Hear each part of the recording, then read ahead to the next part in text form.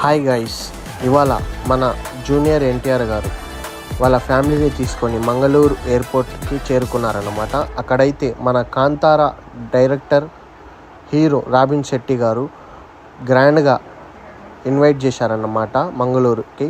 అయితే అక్కడ నుంచి వాళ్ళు కలిసి